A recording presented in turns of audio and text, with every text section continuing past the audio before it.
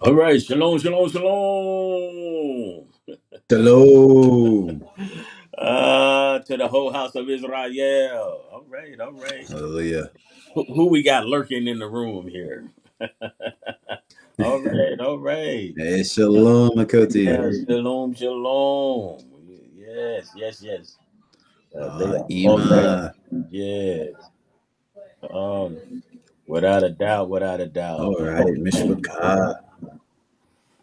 Oh yeah, we are hanging in there. All right, all right, all right. Hallelujah. Well, we'll get you muted there. I think you got a lively place over there, huh? We thanking the Father and giving Him all the praise, the honor, and the glory. He's worthy to be praised. He's worthy to be magnified. I am so grateful to Him and all of the things that He continues to do. And I'm glad it's. Oh man, it's just great. It's just great.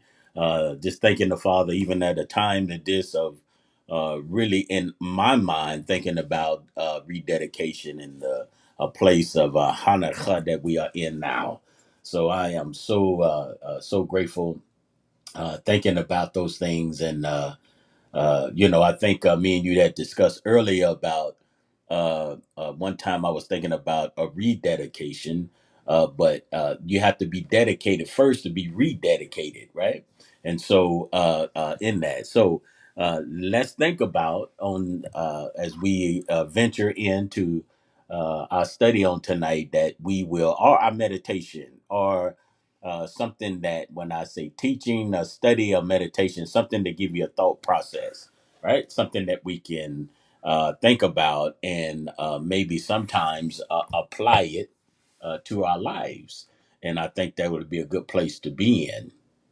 But that's what I was thinking about. Dedication is something that something that is set apart for the Father's use, and I think we are in a time that we are meditating on the things that would happen to us and to the temple.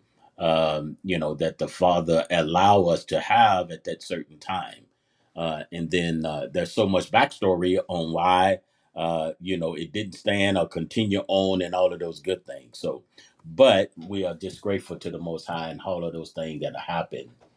One of the things I wanted to focus in on, and we can gradually go ahead and take off and get up to 33,000 feet in the air, and then we'll just coast. One of the things is abandonment, and that's what's going on in my mind as well, of Yah's instructions for life.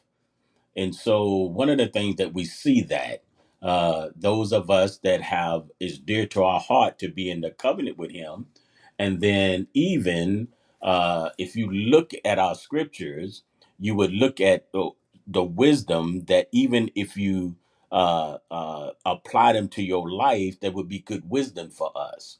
And so those are the standards, and it should be a consistent standard that we should keep throughout all of our generations. But I know that when we don't, then there's consequences because we did not, right? We did not keep that. But when we think about being a light to the world, that's something that we have to do. But in order, my process of what I'm thinking about on tonight is abandonment. So when you abandon something, that means that you was already in it, right? So the thing is to know the instructions and then to, turn from that. It's gonna be great consequences when we don't do what the Father has instructed us to do. Now, there's a whole lot of backdrop to that we can get into, but those things are there, you know. And then I think about is some power up moments that we will bring on tonight. One of them is sometimes we have selective observance, right? And so when we look at our scriptures, they're not built like that, but we select what we will observe, and then we really don't have a desire to do the other. But it was never like that. And so it's sort of like, that old saying say, we take all or nothing. And that's where we need to be. We need to be in a part of all of nothing. That's where we need to be. Why? Because we are people of the book. That's where we are. People of the book. And so are people of the scroll, are people of his instructions. And so we want to have a desire, our desire to be his desire. And we can do that by following through and keeping and guarding the instructions that he has for us. All of his instructions are good, right? All of his instructions are good. And so many times we try to figure those things out, but all of his instructions is good. And so many times I hear the echo again, and we have talked about before, is this is truth to me. And so when we look at our scripture, sometimes we try to say, well, this is my truth, you know. But your truth should be all of our truth when it comes to the scripture, all right? Now it may look different according to where you at. When I say look different, I'm talking about the doing of it could be looking different of it. Your life, the living out of that could be very very different. I think that's something that we could put in our heart and get an understanding of that as we begin to walk through this. And I want to bring the simplicity of this of our scriptures to us. I always want to put the simplest form that I can, that I may understand, and if I can understand it, then I can begin to walk it out. So if you give me an instruction, then I can walk that instructions out. And I think that it is just that simple. If you want to say simple, it is that simple, at that easy to do so. It's easy to do so. And that's something that we want to do as well.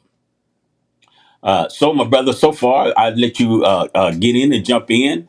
If you have anything that you may want to attach to that, you can unmute yourself and jump right in there. Shalom. Shalom, shalom. Oh man. So I'm just listening. I'm getting some power up. I got some bullet points on what you said.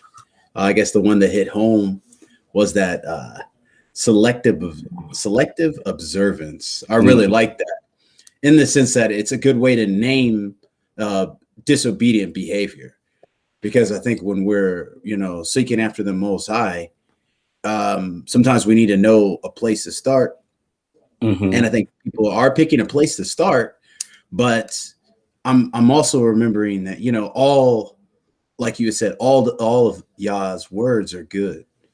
So the idea is it may have been easier for me to start wherever that person was led, or wherever I was led. Personally, I say for myself, y'all reached me first through my stomach, if you will, like putting the right food in my body. So Mhm. that was a good place. So for me, it was like when I started eating, like it's written there in Leviticus 11.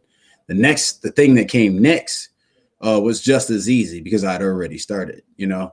So Mhm. I'm thinking about like what you had said about selective observance. I could have just stayed with eating clean biblically, and then overlook the Sabbath, or overlook the feast days, or overlook whatever else the Father has commanded. Um, but I think like what you were saying with selective observance, if we're putting that aside and we're following through with all that Yah has said, um, it would be the better way. It comes to my heart like what you were saying. Well, what came to my heart when you were speaking, I think it's in James. I think it's in James chapter 2, where he's talking about I think it was like he who said, where is that? I'm sorry. Sometimes I didn't know I was gonna have this thought, so that's why I don't have it pulled up. Um but yeah, so it's there in James. It was talking about, yeah, James chapter 2 verse 11, for saying, he who said do not commit adultery also said do not murder. Now if you do not commit adultery, but you do murder, you've become a transgressor of the Torah. Mhm. So when you were saying that, that's what came to my heart. It's like that's what selective observance looks like. I'm okay doing the no adultery, but when it comes to the hating my brother part, I'm not all the way there yet. Is so I'm just still putting my thoughts together. That's just what I'm listening to what you were saying, and then when you were saying that about personal truths, that I think that takes a front seat in this walk.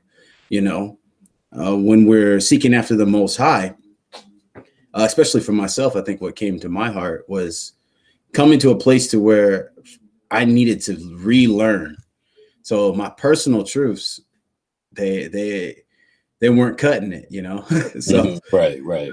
I think what really got my heart going is learning that I needed to be taught, like really wanting to be empty and let the Most High fill me up. Because if I'm trying to follow Yah my way, I may end up with this selective observance and overlook, the things I should be following through with. Mhm. So that's kind of where my heart was, in that sense, listening to what you were saying so far. Uh, yeah. Yeah. Absolutely. And I think that that was uh, real and encouraging, and a real to what a way you brought that out.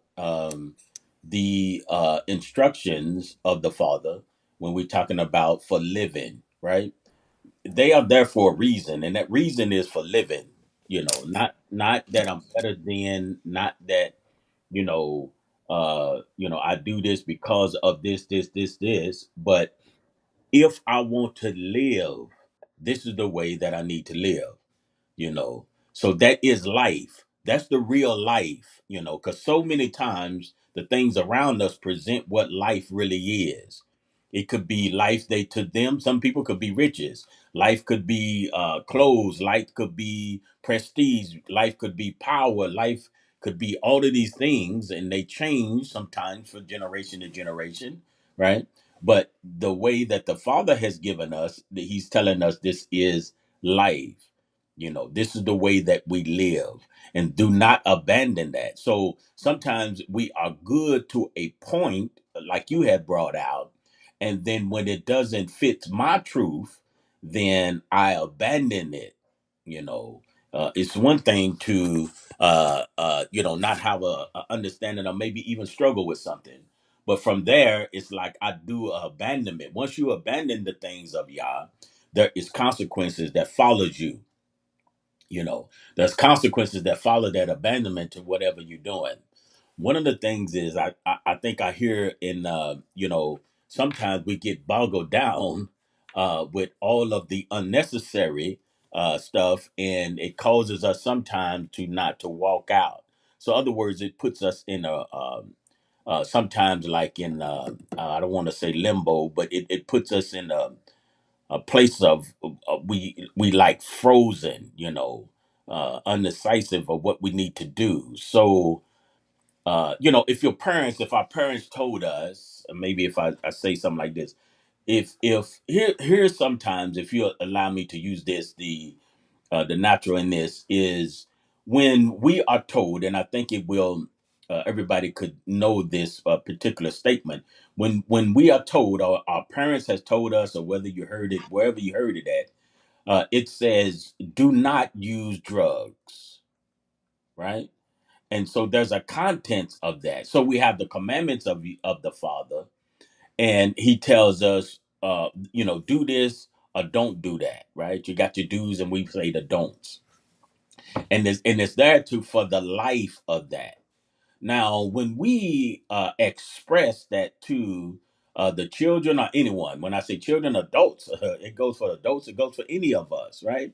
When we express that to someone, uh, some instructions will be lifelong instructions, meaning don't do drugs, right?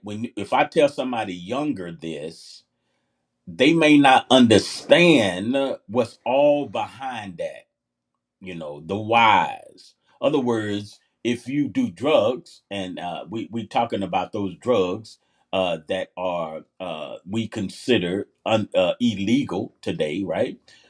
So if you do those drugs, most times we just give them the command, don't do it.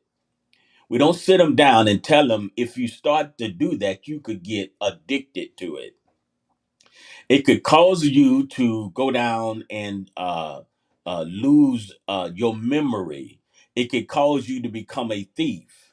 It could cause you to become one that will do anything for money. It will cause you to. We don't explain all of that, right? That's going to come sort of later, but that's a lifelong. Don't do drugs.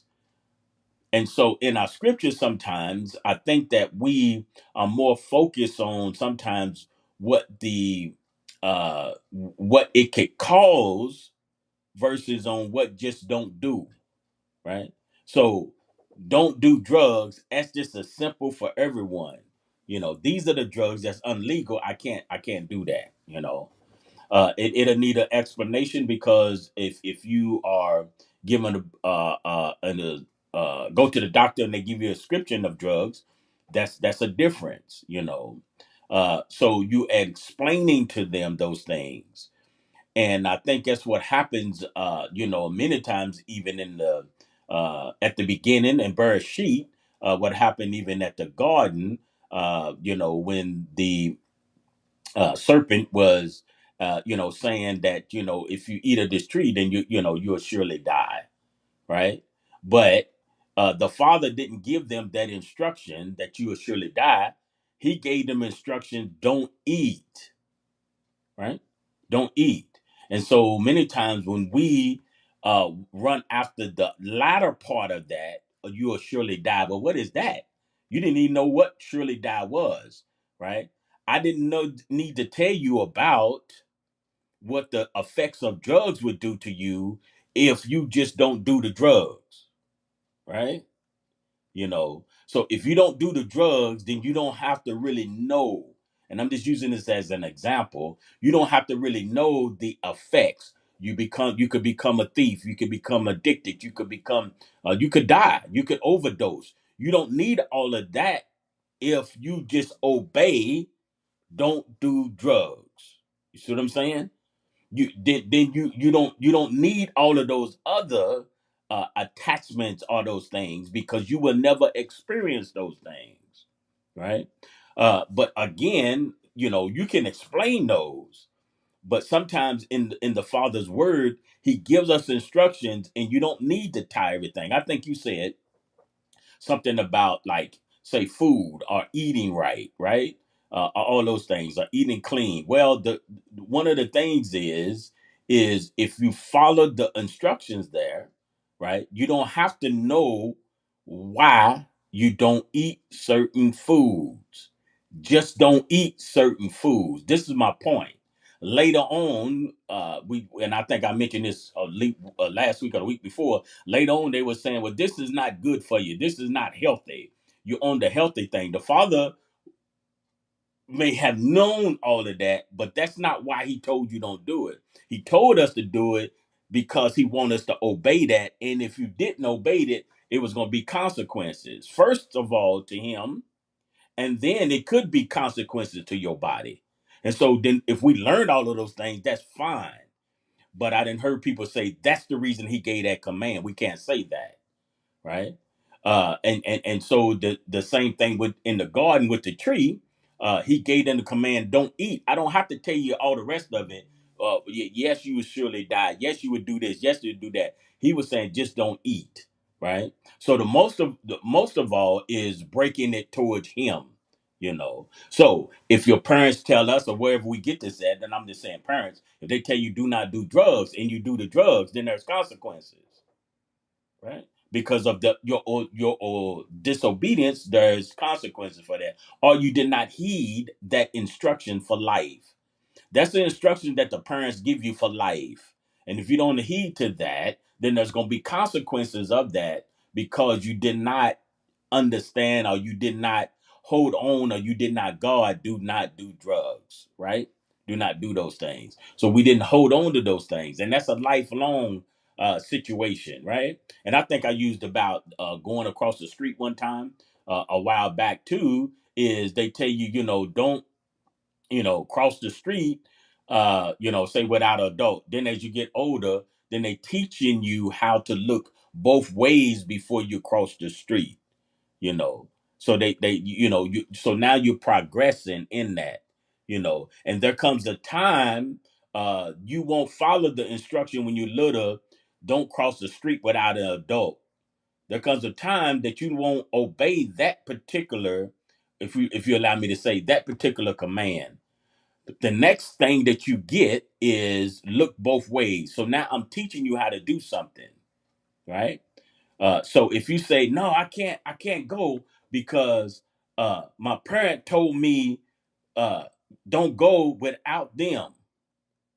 No, you're going to the next stage now. The next stage is look both ways, and I'm going to teach you how to cross, right? I'm gonna teach you how to cross that street. And then after a while, you will never keep that first command about, cross the street with an adult. You're gonna be able to cross that street by yourself. See that? So some of that first command wasn't a lifelong command, right? It was situational, and it had to do with my age and my understanding. Don't do drugs is even if you little until you get 199 years old, right? That's the same instruction. Now as you go, you'll learn more about why not to do drugs, should I say. But it will still be standing that you don't do drugs, right? And so there was other, when the parent told you don't cross it because they knew you couldn't cross the street, maybe without getting hit and all that, all of those things. And so in His word, and I'm giving us an example of, out of this, in the simplest form, is the same thing when we look at His word. Sometimes His word is there for women. His word is there for the priests. His word is there for men. His word is there for children. You see what I'm saying? And so those particular instructions won't apply to me. That instruction for the woman won't apply to me, right? In that. So this is what I'm saying. And then you may be in the land, you may be scattered out of the land, you may be just coming into the covenant. all of these different things, but it is a way of living. And so sometimes if we just get in the simplest form is observance of it, right? And being obedient, then as we begin, because that's just like growth. So as we begin and as we go, then we'll know those things. So sometimes what happens is uh uh you know, we are not so much familiar why the Father has us to do that. And what we want to do is sometimes we want to find out, why does he want me to do this? What would help us and to power us up is sometimes it's not so much of the why, because we are people are full of questions. It's not so much of the why, it's just that don't do it. That's all. And then after you do it, sometimes then you'll find the consequences, just like in the garden, just like in the beginning. There's consequences for that, right? Because we don't hold on to the command, because the world is there. One of the things that we have to do is we have to guard ourselves from the world around us. When we start looking like the world around us, then we start assimilating to that. And then if we do that, then we'll start looking just like they look. So sometimes instead of those of us that are following the things of the Father being those that lead out, right? Then the world leads out and then we follow the world. So whatever they doing, that's what we do, you know, instead of vice versa, in that. So we have a place to stand, that we have to continue to stand no matter how many laws or whatever they put forth. We understand that we have to follow the instructions for living. And those instructions for living are already set. And those instructions for living doesn't mean if you 4 feet tall or if you 6 feet tall, if you 50 pounds or if you 150 pounds. They still go for you, right? In that. And I think we mentioned that it can be broke down in different areas and according to what you're doing and how you're doing it, but they are there for life. They're life instructions. So anytime that we're doing the opposite, then we abandon the original. Sometimes we get away from the original and then we abandon that, and then we develop our way of living, and then we develop our instructions in that. So we'll let you jump in there, my brother, and see what it is. What you got?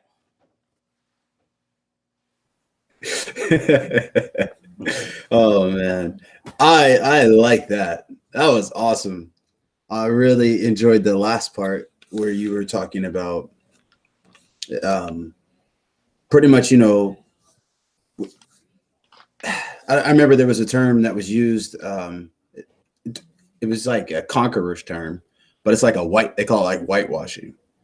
So if I show up, to a particular place and I take over, I repaint, everything in my image. And that's when you said that, that's what just came to my mind. It's like, okay, well, that happened to our word then. It had to have happened to the word, because I think, when you're speaking in this way, when you're saying, okay, well, Yah's instructions have a place, they have a purpose, they have an aim, there's a measure, there's a goal for every word, and it's applicable in every situation. It's applicable. That makes it a lot, like you said, it makes it simple. If you don't have children, okay, well, then you're probably not worried about eighth day circumcision, especially if you don't have a son, Absolutely. That's something that's not really going to come to your mind, because that's not something you can do. But if you have animals, then the first to come to the womb. That should we're speaking of cattle, like lambs, goats, and cows. That makes perfect sense. Well, then now I got something to do. I think sometimes when people use that whole too hard narrative, they're not looking at it in the sense of this is practical for a society and a culture that seems far removed today, but still has applicable instructions for life. And what you said really grabbed me, because it said, I wrote it down this way. I said, we're making our whys greater than Yah's whats. And that really got me. in this sense, it's like, okay, well, if Yah told us what to do, we're saying, I'm only going to do it if you tell me why. Yeah, Well, exactly. Mm-hmm. that doesn't make sense. I know we're dealing with the creator of the universe. He says, let there be, and it is. So what part of the creation is there to question him? It shouldn't be us. And I think what it is it's a trust situation, because Mm-hmm. we're letting our curiosity be greater than our trust. Mm-hmm. So when you were saying that, that really struck me, and it brought to mind this contrast.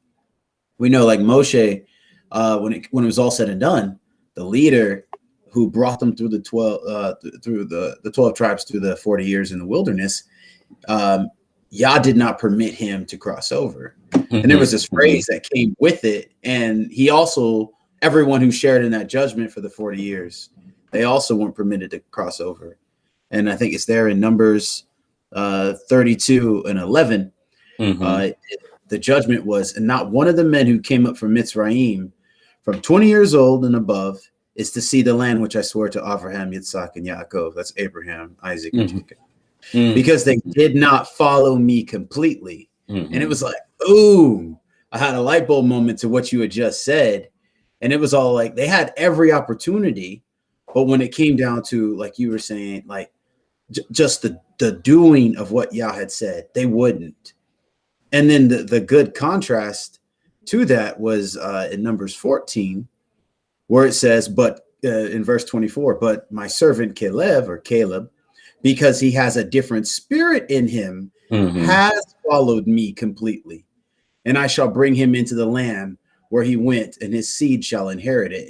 And I believe like Yah was just giving us the answer to what you were just saying right there. Well, when you trust the Father and you deny yourself, look how that will carry you through. Mm-hmm. You know, Mm-hmm. like you were talking about, and that's what really grabbed me when you were saying that, because Caleb's had more trust in what Yah said and was willing to do it.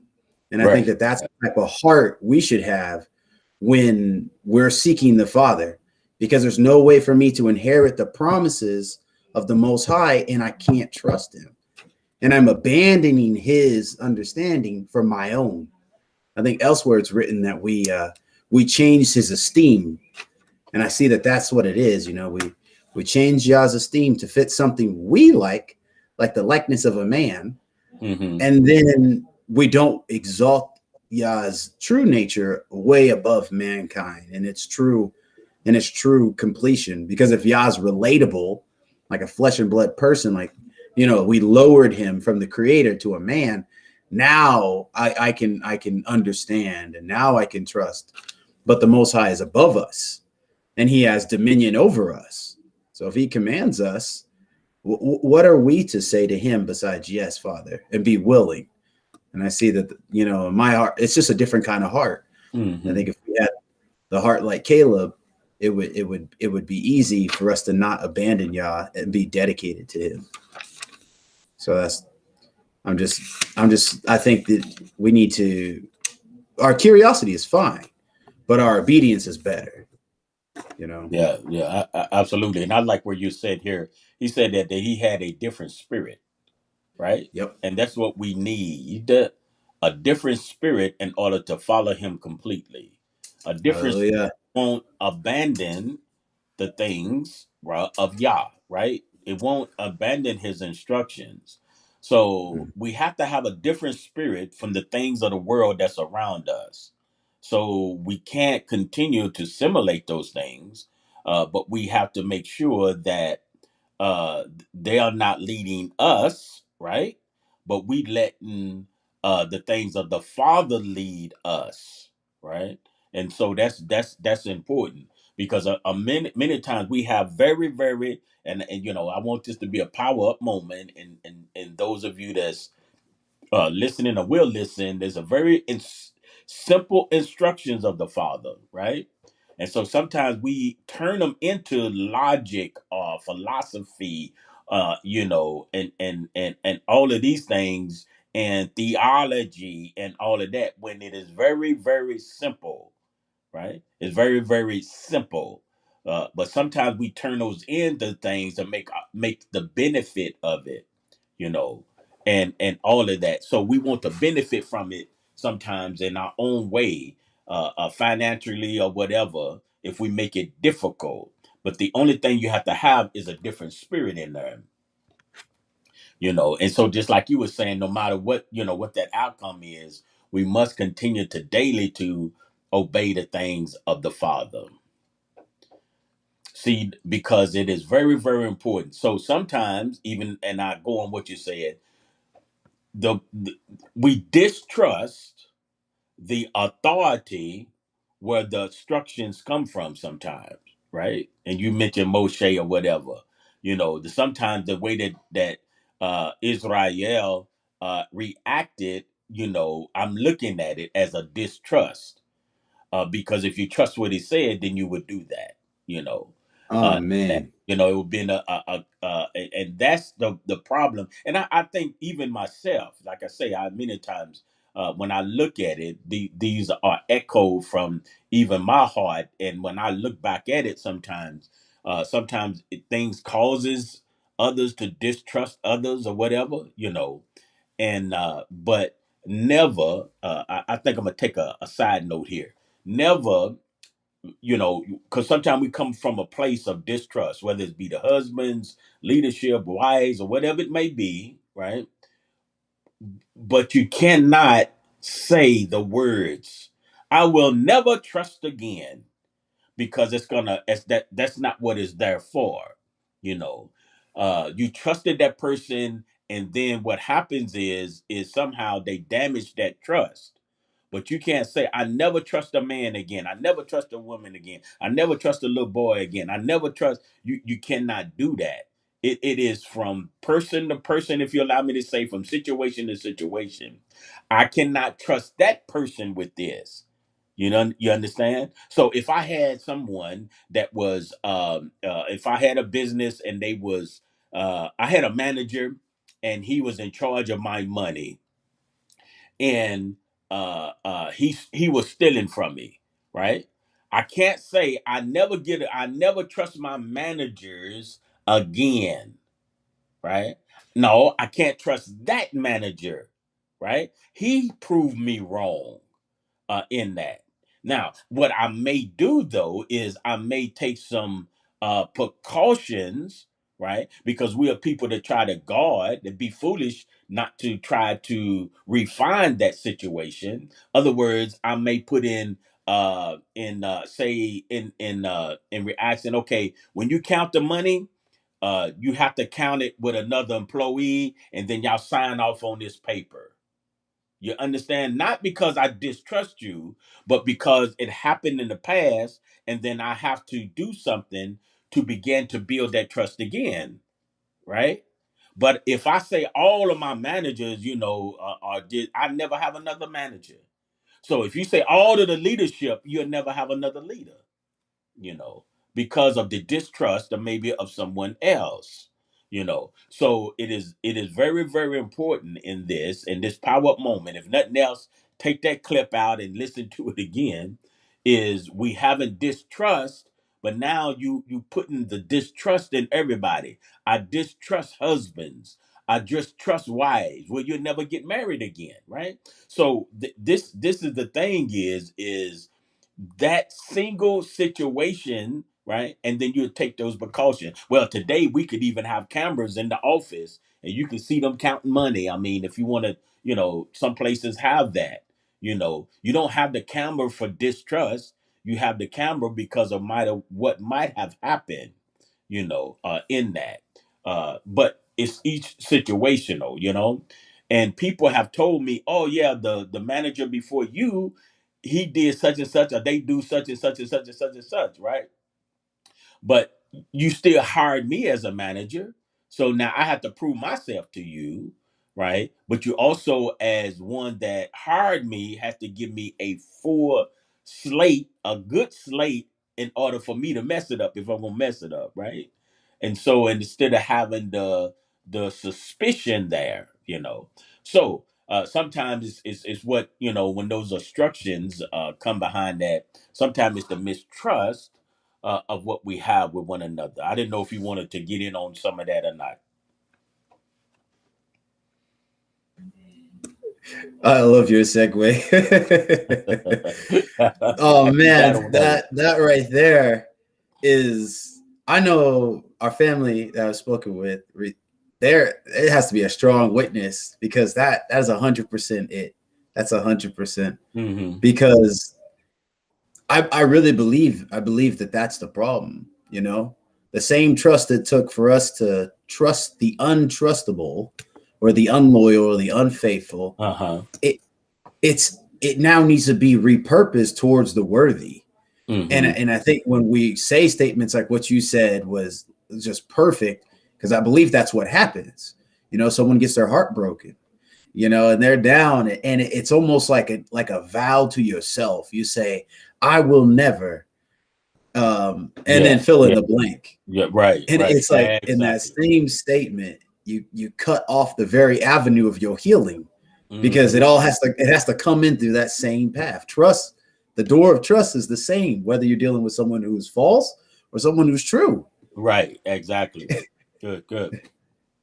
And so when you said that, that's it. And I think, the heartache we've experienced in the world should not taint the things of the Father, you know.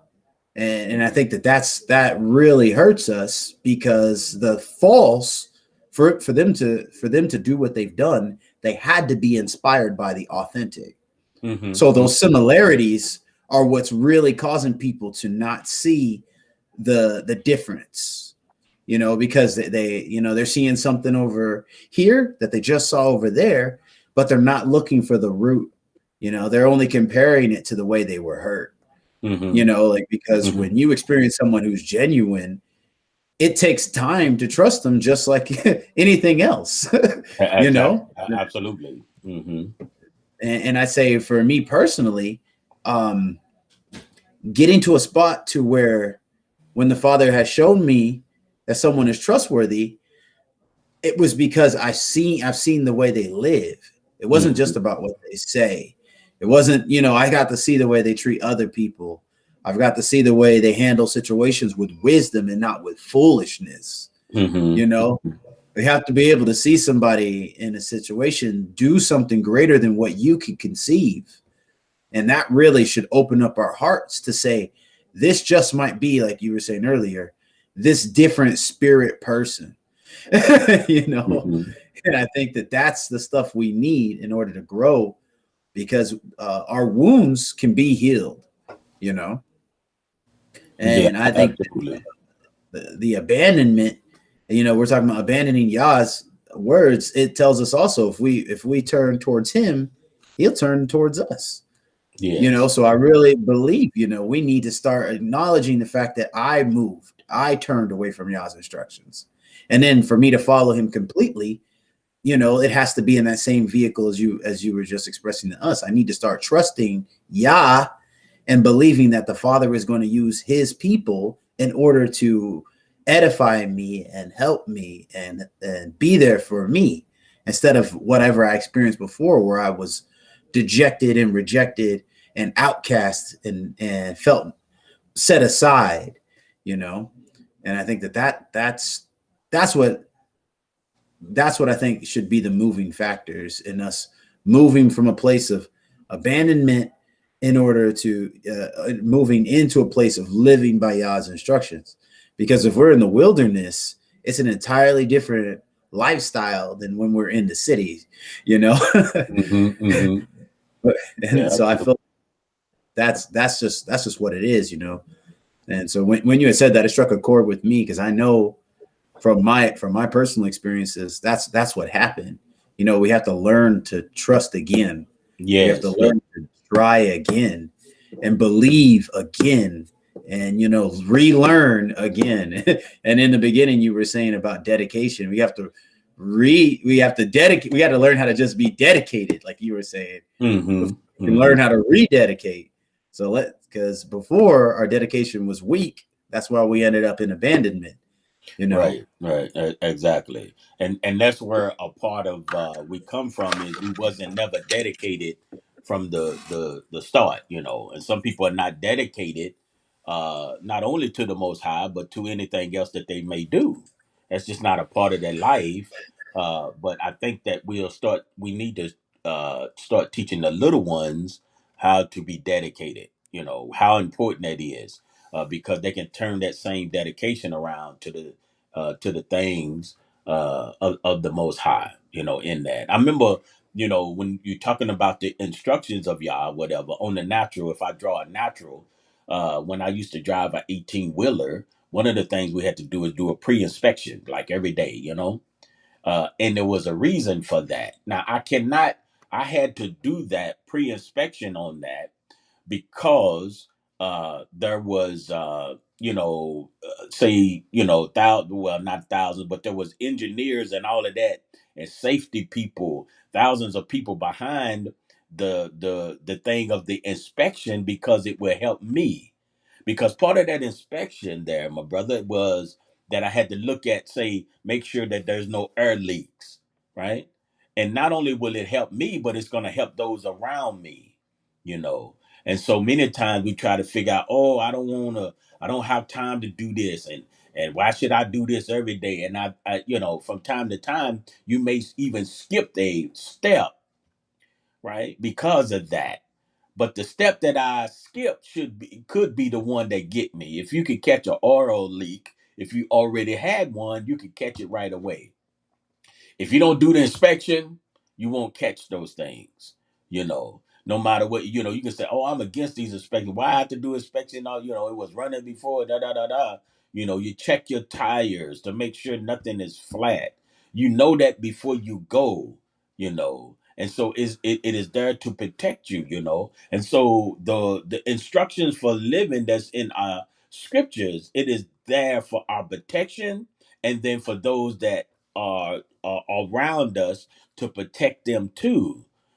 So it's to protect us from one another, in that. So if it said do not murder, that protects me, and then that takes protects you too, because if you the one that want to, say, kill me and commit that murder, then I'm the one that's going to suffer that consequences, and vice versa. So if me and you realize that thou should not murder, don't kill nobody, don't murder. Like, sometimes they say kill, and that would go into an explanation. So I'm saying, in this sense.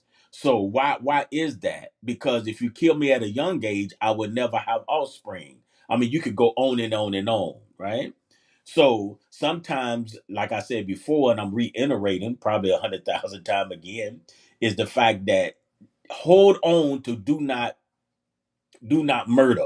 Hold on to that. And a lot of times we just study in the other part, but let's hold on. If I don't murder, then I won't have to worry about, okay, you murder. It's like we run after this. The Father don't want us to murder because what? Because if we murder, then it probably won't be nobody left. But if we murder, you won't have no offspring. If you murder, then it's gonna hurt your family members. If you murder, then you could go to jail. If you murder, then da da da. We spend our time over there, and then the fact that we should just keep the command, I guess, is what I'm trying to say, if in its simplest form. And it's all right for those things, because those are some symptoms of. But when he gave us that, we have to realize that he knew why the instructions for living was the best instructions, was do not murder, right? Those are good instructions for us, you know. And so I know I'm probably said it before. I just wanted to say it in a different way, in that uh, you know so that's very important. I guess I don't know. I hope it's getting across in the way that I have a desire in my heart that it is, anyway. Yes, sir. Yeah, that is getting away. So because I think it is very important, it will ease all of our sometimes we get anxious about different things, or why this and why that and why this. I think most popular anything, stations or anything, or people or ministries, they have the send a question, and we have the questions for you. We have all of those things and that's good. I'm not saying one over the other, but what I am saying, some of it is just simple. Do we really need, 24-page explanation? Do we really need that? We need to just start obeying what he got. You know what I'm saying? Or the how can be walked out in the way that the community does. I understand that, but you don't have to understand before you obey. I guess that's my point. You don't have to understand that, before fully, because why did he give us the commandment on you should not murder? It'll be somebody that will stand up and say, I know why. No, you don't. We'll look into it, but we don't really know. Even the things that I say, he said, don't murder, because if they die, then no. You don't know. He had to tell us. You understand? We don't know why he told us that, right? Well, in the garden was the first, hold it. Why can't we accept that you don't know? Just don't do it, right? Can that be good enough for us?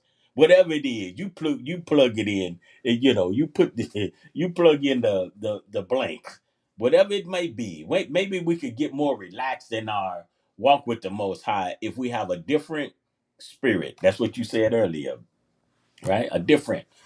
That's a follow him, different spirit in him that follow me completely, right? That's not abandonment there. So we can't abandon his instruction just because you don't have the full thing. We have too many people that has the answer, right? And then what we need to do is just stand in that. All right, just to be able to stand, and that's going to be very, very important to us, my brother. I want to get ready to. I'm a challenger. I got a couple of questions here, and I'm a challenge us in that, and then we'll get ready to close it out. But let you have a note or two before we do. What time we got? Okay, all right. See, you got me again. Oh man. Oh wow. I can't wait to go hear that again, because that was a nailed it moment. I really believe where your heart was explaining that to us is key. I just think that child parent mentality is the best way to serve the Father. Yeshua said, unless you become like one of these little ones, you shall not inherit. Yes. And I think I have children, as you could probably hear. But one thing I love about, when they're in the right place, is that sometimes they just trust me. Mm-hmm. They just do what I had said to do. I think one of the best examples is at the swimming pool. They're up on the ladder, and I tell them to jump. I'm gonna catch them, and they just say okay, and they jump. And I just think it's that simple with serving the Most High. I just don't think it could be better explained than what you said. Because if we're too quick to put our thoughts in the mind of the Father, wow, that blows my mind. So I've heard it time and time again, like what you said. And it's not that people are trying to do anything wrong by explaining the verse or two. Correct. No, absolutely. The point is they're living on that explanation as if it was the truth. And that's when it could be dangerous. So I just believe, like what you said, like the obedience is better than the explanation. And most of it, I think we're hurt in our own minds, based upon where we grew up and how we were brought up and what systems we were involved with. Some of that may be the symptoms of bad teaching.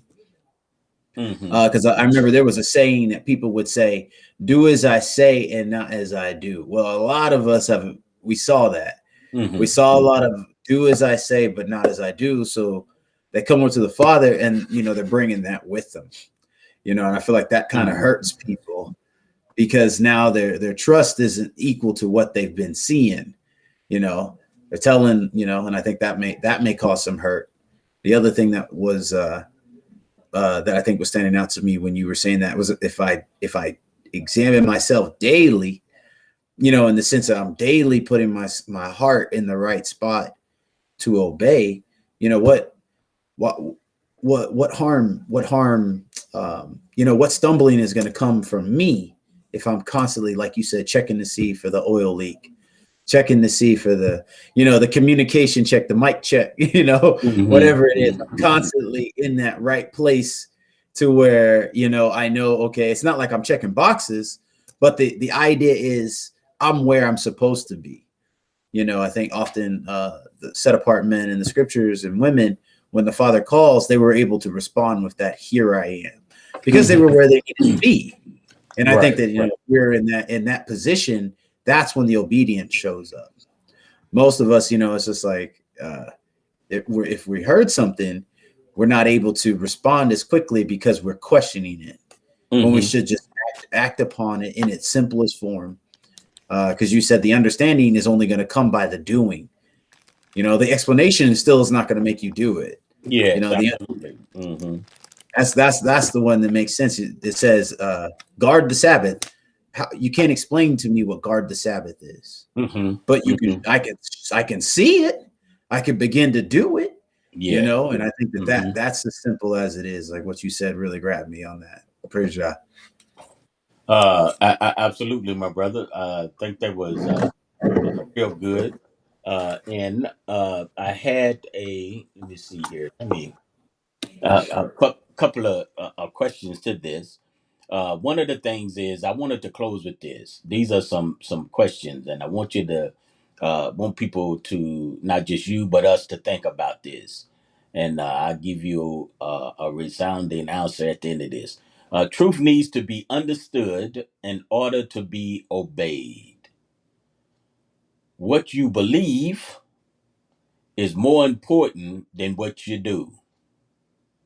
Knowledge is worth pursuing for its own sake. Other words, for knowledge's sake. We must separate the things from the. No, I don't want to use that one.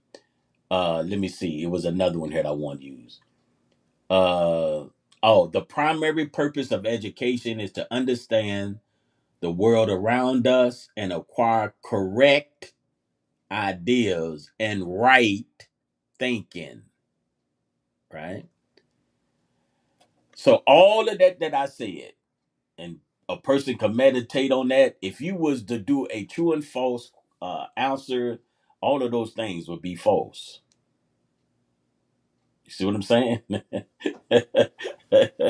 And then most of the time, that's what people pursue. So we have to be careful, and knowing that the most of those, well, yeah, all of those things you can get in your word, and you can find out to be so. So as we was going over that, just was a heartbeat, some of the heartbeat of what we were saying, what we was trying to say, and just let that be a part of your life, and that we can, continue to build up one another, continue to help one another, and just know that the scriptures is in its simplest form. And as you walk them out, you will get those instructions that you are needed, what to do, and like I say, sometimes of what not to do, and then how to do something is something that you will get in a community, and the way that they doing it, then get with them, and that's the way that they are doing it. You'll find out that it would be good for us to do so. Well, appreciate those that are still hanging in with us, and we're looking forward to being mighty cold come when we wake up. We look in the Central Texas area here on the 21st. I think we're expecting some here in Texas. We call it cold. They probably laugh at us, but I think it's going to get down to 18 or so. So just remember those things, and keep yourself warm, and we'll get through that, hopefully with no pipes bursting or anything like that, and all of those good things.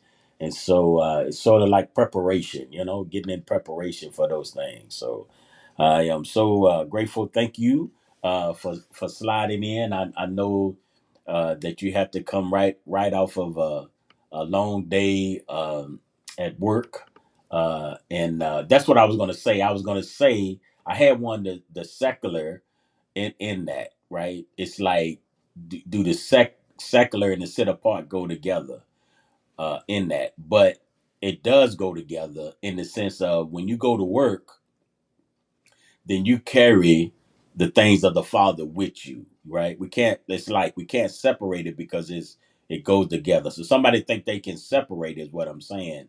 You can't separate it, So it'd have been a false statement if I put it like that in that. So it never was meant for us to be like separated in the sense of never don't touch, but it was separated in the sense of the things that's in our heart and then the things of our life and then what we do. You know what I mean?